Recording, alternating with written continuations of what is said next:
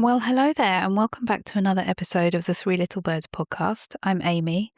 Thank you so much for listening. It's so wonderful to have you here, really. I really appreciate your time and your energy, and I hope you enjoy whatever it is you're doing while you listen to this podcast, be it having a walk, cleaning your house, making the dinner, doing your gardening. Today, I thought we could talk about Reiki because it's how I spend most of my time. It totally changed my life, flipped it upside down. And I went from never having had a session to doing a course to essentially doing it as a full-time job. So one of the most frequently asked questions I get is, yeah, but what is Reiki, Amy?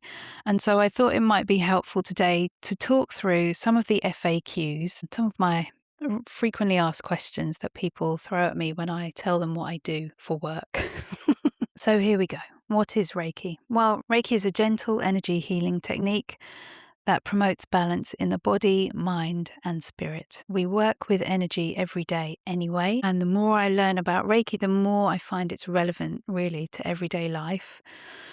I love it. It's brilliant. And you may not have heard of Reiki itself, but you might have heard of ki in different areas. So Reiki is a Japanese word. It's actually two words. So Rei means universal or spiritual. There are different translations for it.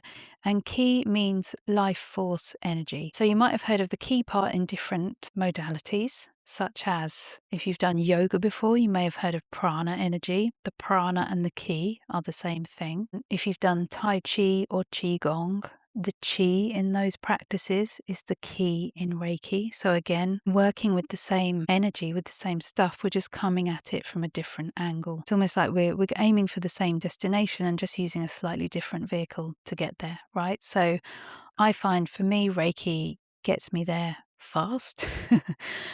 And I still do yoga and I still enjoy the odd, qigong practice or tai chi practice on YouTube. So I'm not discounting any other modality. I'm just saying I feel that Reiki is really one of the most effective ones for me, and I find it to be effective for other people too. So Reiki is really wonderful for reducing stress, anxiety, bringing calm and balance, supporting any emotional stuff we have going on, bringing clarity to the mind, helping you relax deeply.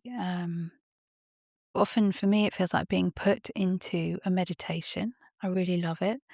And the wonderful thing about Reiki is that it's always individual. It's always tailored to the recipient. Reiki is an intelligent energy and it goes where it needs to go. And often, it's important in Reiki not to have expectations, because often you expect it to go somewhere and it does something else for you, but that something else is always what you need. And I know that sounds mysterious, but that's just how it works.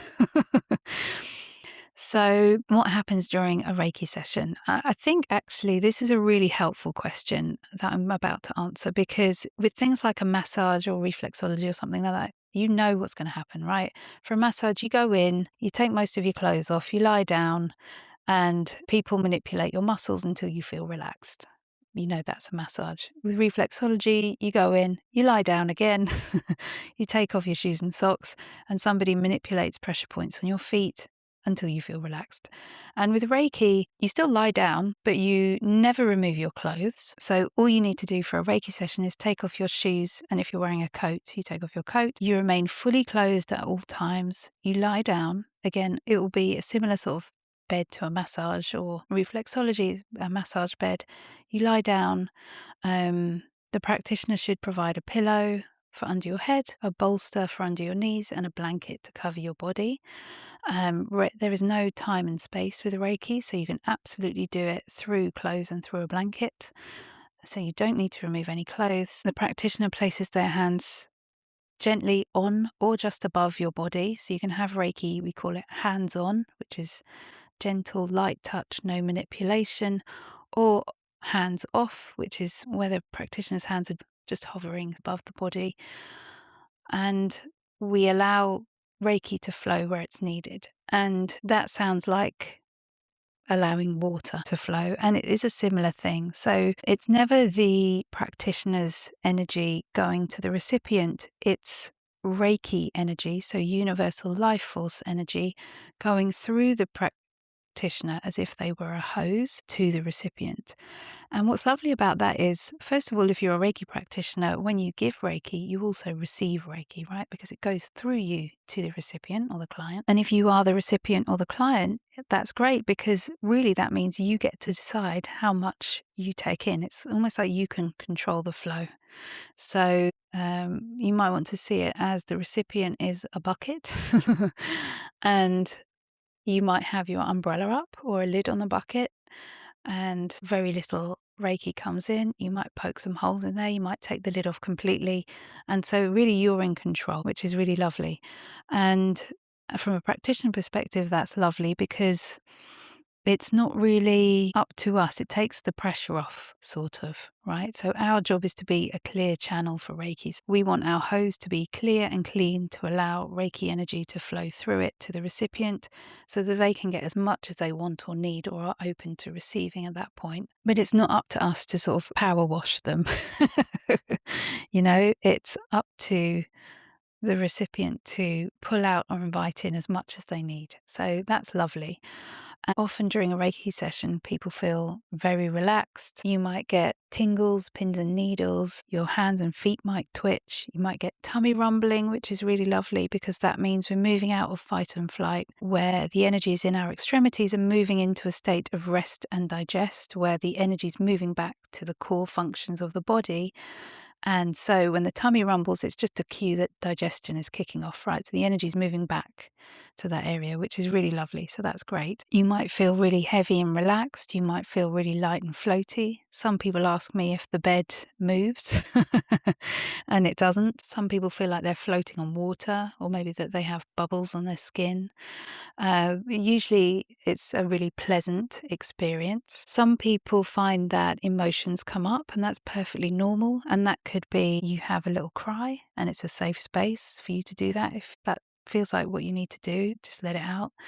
And it might not be tears, right? It might be that you need to cough or take a deep breath or laugh, or you might feel anger rising without explanation. And it's all really just imagine it as if you've got your table full of stuff and Reiki is clearing it for you, just clearing it off, letting it go. It has to rise to the surface to be released, and that's all that's happening. So it's always a safe space, certainly in my Reiki room, and you can do whatever you need to do to release. Some people see colours, which is really lovely. It's fairly common in a Reiki session. And some people fall asleep and feel like they miss out. And let me assure you now that you are not missing out if you fall asleep. In fact, that is the best state to be in a Reiki session or in a sound bath, because what's happening is you have moved into a state of complete relaxation and you're completely open then, right? You're completely open to receiving, and it's wonderful. So you're really not missing out if you fall asleep during a sound bath or a Reiki session. It's a wonderful state to be in. Some people snore. I always tell all of my clients, Reiki clients and sound bath attendees, that I love it when they snore. And I mean, I love it. I love it because first of all, I know that you're relaxed. And second of all, I know that you're alive. So it's great. So snoring is very welcome in the Reiki room. And some people feel nothing at all. And I just wanted to reassure you that it's okay. You don't have to lie there hyper aware and, oh, do I feel that? And did I feel this? And do I feel that?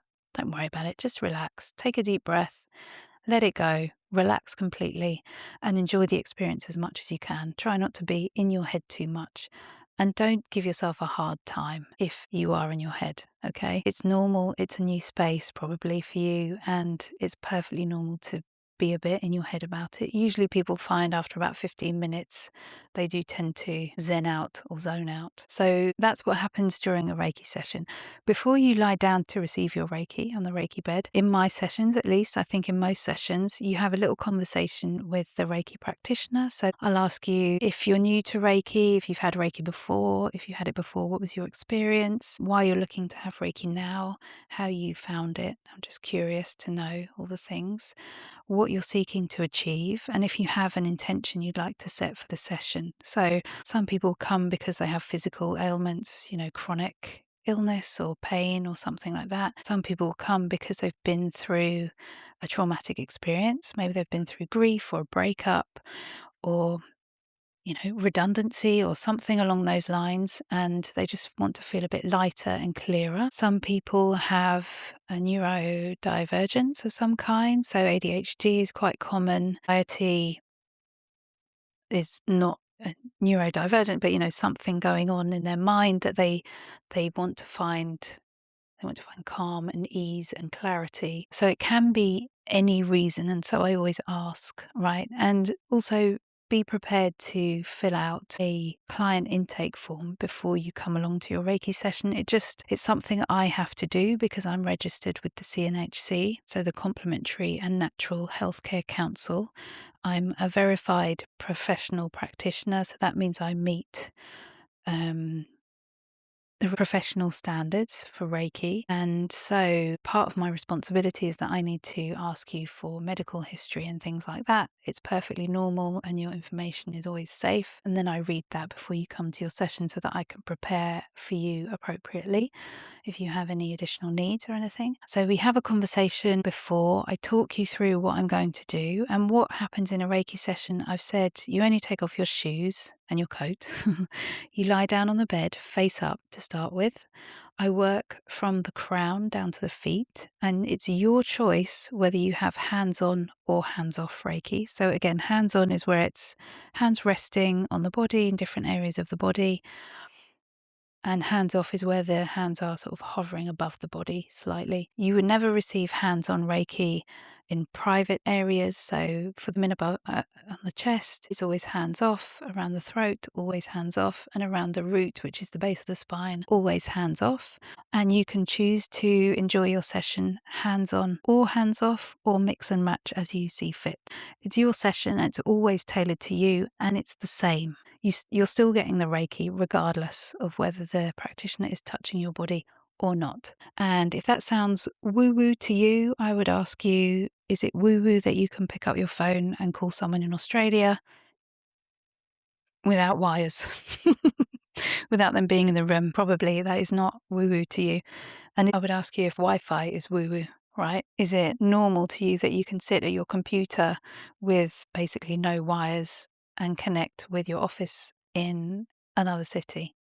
You know, it's the same idea, isn't it? Connecting with somebody without wires. It's just with Reiki, we use intention. And for everything else, I guess it's Wi-Fi or a phone number, right? So once we've talked through the session, decided how you want to receive your Reiki, you can use an eye pillow if you want to. I made all my eye pillows by hand, guys. Are you impressed? I used, if you're interested, I use linseeds, which are lovely. It's a smaller grain than rice, so a bit more malleable. And I used lavender and rosemary from my dad's garden, which I dried and sort of shredded and put into the eye pillows, which I then stitched myself. So I hope you enjoy your eye pillow if you come for one of my Reiki sessions or sound baths, because I made them all. And so just over halfway through your session, I'll tap you on the shoulder and ask you to turn over. So you can turn onto your front or onto your side. And then again, we work down the back of the body, down to the feet. And then at the end of your session, I'll tap you on the shoulder again. So there's no talking in a Reiki session. You fall asleep, you zen out, you do what you want to do. I put some music on. You can choose your own music if you want to. You could wear noise cancelling headphones if you want complete silence. It's totally up to you. It's your session, always tailored to you, always individual to you. Everyone is different. And so at the end of your session, then I would tap you on the shoulder again, just to bring you back to awareness. You stay where you are. I go and wash my hands. I come back. And then if you want to, you can share your experience. And if you want to hear it, I sometimes have feedback that I can share with you too after the Reiki session. So that's usually what happens in a Reiki session. Another frequently asked question is, do I need to believe in Reiki for it to work for me? No, you don't. No, you don't. No, you don't. No, you don't. You don't need to believe in it. Reiki is not based on belief. It works whether you're spiritual, skeptical, or somewhere in between. All you need to be is open to relaxing. And I feel like most people want to relax. So you should be fine. How many sessions will you need? So I feel like that is a hard one to answer, honestly, because it really depends what you're coming for, what your intentions are with Reiki. Many people feel a shift after one session. From experience, if you are looking to have a more profound shift, multiple sessions, so usually 3 sessions, and I do offer packages of 3 for that reason, usually after about 3 sessions in quick succession, so maybe a week apart or a couple of weeks apart, it can be really quite powerful for a more profound shift if that's what you're looking for. It's like saying, how often should I go for a massage? Well, if you are hard on your body, in the sense that, if you're like, think of a footballer probably has a massage a day, at least one, right? If you go to the gym a couple of times a week, maybe you go for a massage once a month. And if you're doing, I don't know, yoga or stretching or something, which is a bit more gentle, I have no idea, guys. I'm not an expert. I'm just guessing. Maybe once every couple of months is enough for you. And the same goes with Reiki, right? So it really depends how you are managing your energy outside of your Reiki sessions. So to use the analogy of the gym, right? Maybe you join the gym and you go once and then you go out and you eat at McDonald's. So you're probably going to need to go to the gym more often.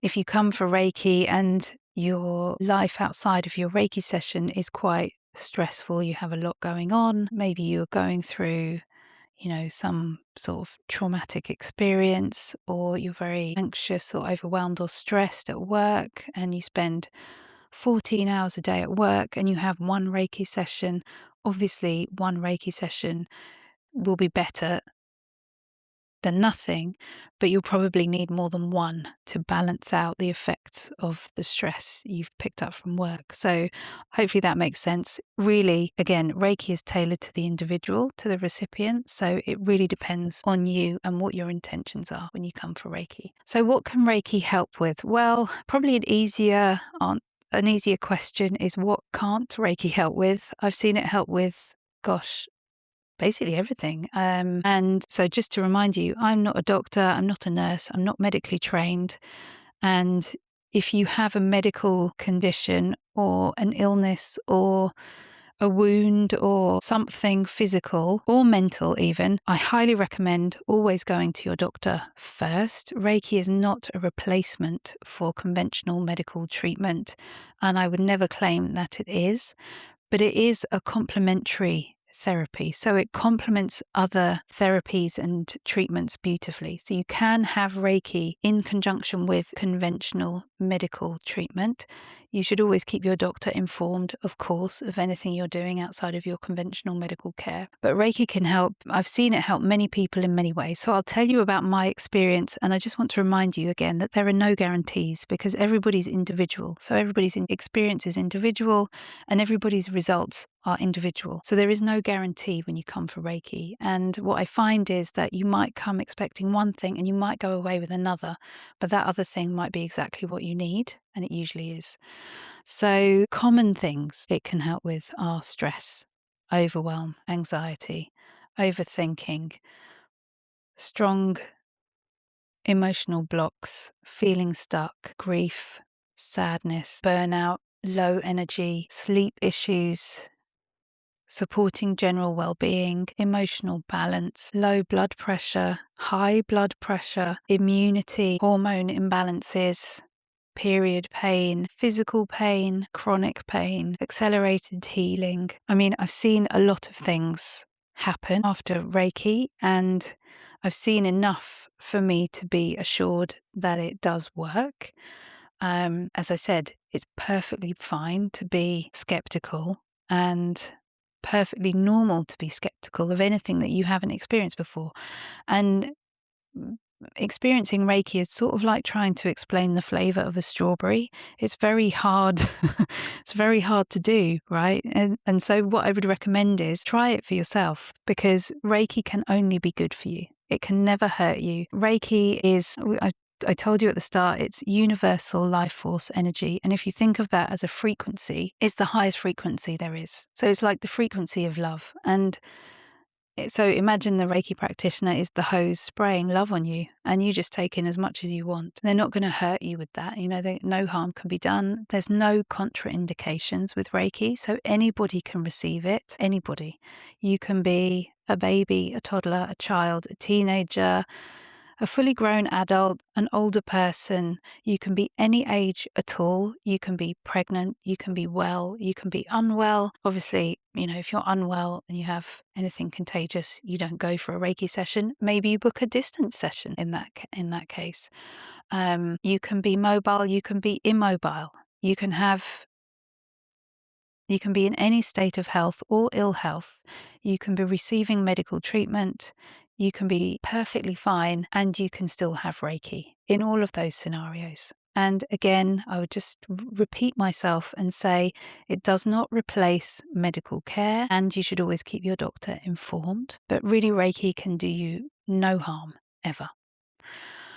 Hopefully I've cleared that up. So it's very safe, it's gentle, it's powerful, it's non-invasive, and it's safe for all ages, and it can be received alongside other therapies or treatments. Not instead of, alongside, okay? Just as long as we're clear on that. So after a session, I always send a follow-up email with aftercare advice, which I also share verbally after a session. But let me tell you now, if you are feeling sort of light and heady and meditative and a bit zen-y and a little bit sort of drunk on Reiki, you know what I mean? You will know if you've had Reiki before. You might need to ground a little bit. And so grounding, there are lots of different ways you can do that. Walking outside in nature, walking barefoot outside is wonderful. You could touch or hug a tree. You could touch the earth. You could do some gardening, really good for grounding. You could wash your face and hands in cool water. You could have a little something to eat. You should definitely drink lots of water after a Reiki session anyway. You should drink water all the time anyway. And if you know me, you know I'm always going on about hydration. Stay hydrated. It's really important. Flushing out your system after you've had Reiki or after you've been to a sound bath is really crucial, because if you think about it, it is sort of like an energetic detox. And so you want to aid that detoxification process as much as you can. So drink all the water. Yes, you will go to the toilet more often. That is good. You're flushing out toxins. If you feel a little bit tired after your Reiki session, that can happen. Some people feel a bit more tired than normal, especially if it was quite a powerful session. So if you can rest, you can have a nap, follow your body's cues, listen to your body. It does know best and it will tell you. So if it needs a rest, give it a rest, please. And likewise, some people might feel really energized and alive and vibrant, also perfectly normal. And again, you get what you need from your session. So if you have been needing rest, your body will probably signal to you that it's time now to lie down. And it's really lovely to just notice how you feel. I always recommend, if it's for you, that you get out a notepad and pen and maybe journal about it after your session. That can be quite powerful, and just observe what comes up, right? Just sort of do some automatic writings. That means pick up your pen, get a notepad or a piece of paper and write without thinking. Just let it flow out of you and see what comes up for you. And that could be quite interesting afterwards. So grounding is great. Another thing that's really good to do for grounding is to have a bath with Epsom salts. That's lovely for grounding. And after that, you probably will feel a bit sleepy and a little bit dehydrated. So make sure you drink your water, always drink your water. Rest if you need to, listen to your body. And if you're the kind of person that likes to have 10 cups of coffee a day, remember it's almost like a detox process. So you probably will want to scale back, let's say, on the number of espressos you drink in the few days after a Reiki session. You don't have to avoid it completely, but just scale back a bit. And the same goes if you like a drink of wine or something similar. Reduce your alcohol intake afterwards as well, just to support that detoxification process. So Reiki actually lasts for a few days. The effects are usually seen on day 3. So I will also check in with you on day 3 after your session, just to check in to see how you're feeling. we've already established that Reiki can be done remotely or from a distance. And I do offer these on my website if you are interested in that. It's threelittlebirdsofficial.com. If you want to try a distance session with me, you're very welcome to. They work the same as an in-person session. And actually, I'll share a bit about how they work because that might be interesting if you've never heard of that before. So with distance Reiki, again, you're the recipient's in their own space or wherever they happen to find themselves when they decide they want a distance session. So you can be in your own space, you can be in any position, you can be in your bed, you can be asleep, you don't have to be awake. So it's really lovely for children. It's really lovely for pets who maybe get a bit anxious meeting new people, or who feel more comfortable in their own space, or who maybe are less mobile. And that goes for anybody who is less mobile. So if there are a few stairs up to my treatment room. So if you can't manage stairs and you want a Reiki treatment with me, a distance Reiki session is a great solution for that. So for people who are less mobile, for maybe the elderly or the infirm, it's really great. If you're pregnant and you don't want to move, but you still want some Reiki, distance Reiki is a great solution.